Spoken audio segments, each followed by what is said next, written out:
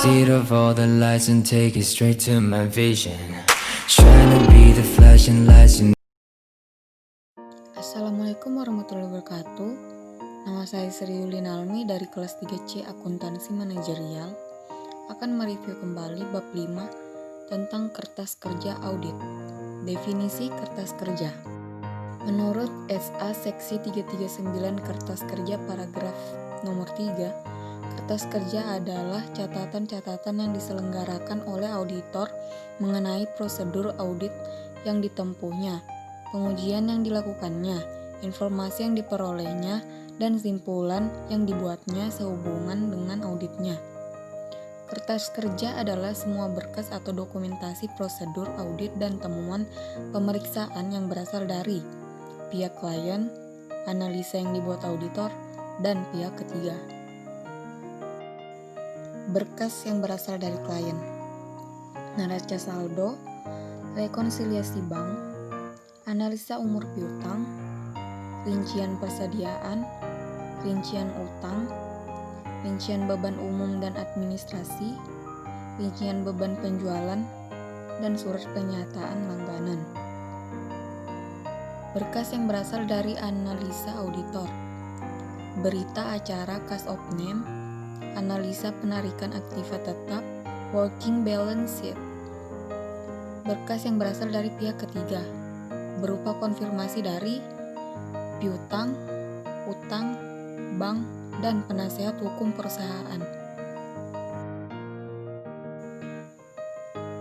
Tujuan pembuatan kertas kerja: mendukung pendapat auditor atas laporan keuangan auditan, menguatkan simpulan-simpulan auditor dan kompetensi auditnya, mengkoordinasi dan mengorganisasi semua tahap audit, memberikan pedoman dalam audit berikutnya.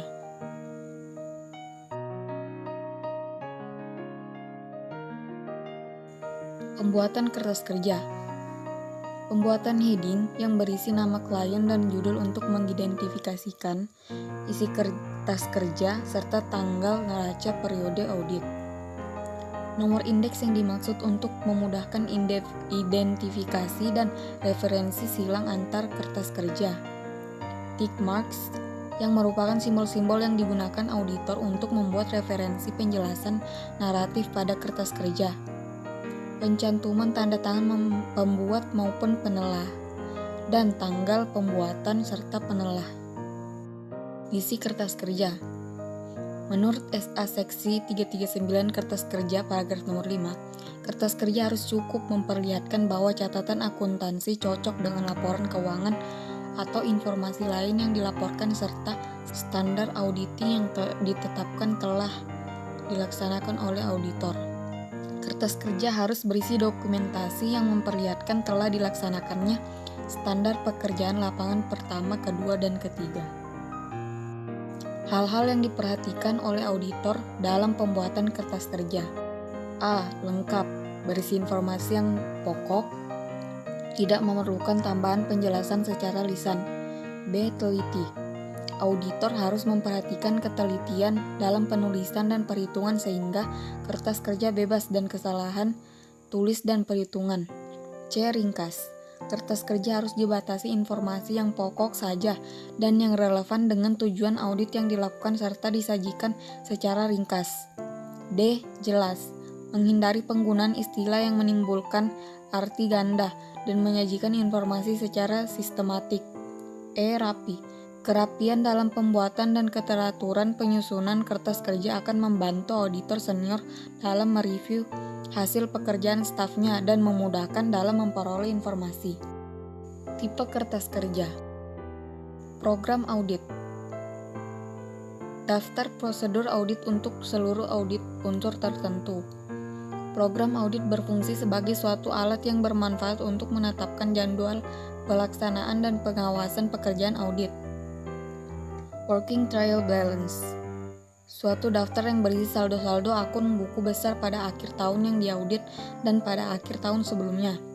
Kolom-kolom adjustment dan penggolongan kembali yang diusulkan oleh auditor serta saldo akhir tiap-tiap akun setelah adjustment atau koreksi oleh auditor. Ringkasan jurnal penyesuaian dan pengklasifikasian kembali. Jurnal penyesuaian dilakukan untuk mencatat kekeliruan dalam laporan keuangan yang nantinya akan dibicarakan dengan klien. Jurnal pengklasifikasian kembali digunakan oleh auditor hanya untuk memperoleh pengelompokan yang benar dalam laporan keuangan klien. Daftar pendukung. Dicantumkan pekerjaan yang telah dilakukan oleh auditor dalam memverifikasi dan menganalisis unsur-unsur dalam laporan keuangan. Metode verifikasi yang digunakan. Pertanyaan yang timbul dalam audit dan jawabannya. Simpulan yang dibuat oleh auditor. Daftar utama. Kertas kerja yang digunakan untuk meringkas informasi yang dicatat dalam daftar pendukung untuk akun-akun yang berhubungan. Daftar utama digunakan untuk menggabungkan akun-akun besar yang sejenis, yang jumlah saldonya akan dicantumkan dalam LK dalam satu jumlah. Memorandum audit dan dokumentasi informasi pendukung. Data tertulis yang disiapkan auditor dalam bentuk naratif. Susunan kertas kerja.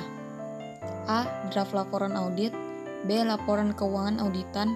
C. Ringkasan informasi bagi reviewer. D. Program audit. E. Laporan keuangan atau lembar kerja yang dibuat oleh klien. F. Ringkasan journal adjustment. G. Working trial balance. H. Schedule utama. I. Schedule pendukung. Kepemilikan kertas kerja dan kerahasiaan informasi dalam kertas kerja. SA Seksi 339 Kertas Kerja paragraf nomor 6 mengatur bahwa kertas kerja adalah milik KAP, bukan milik klien atau milik pribadi auditor. Namun, hak kepemilikan kertas kerja oleh KAP diatur dalam aturan etika kompartemen akuntan publik yang berlaku.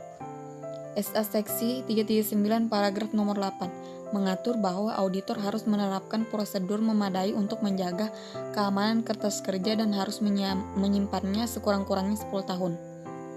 Aturan Etika Kompartemen Akuntan Publik nomor 301 berbunyi, anggota Kompartemen Akuntan Publik tidak diperkenankan mengungkapkan informasi klien yang rahasia tanpa persetujuan dari klien.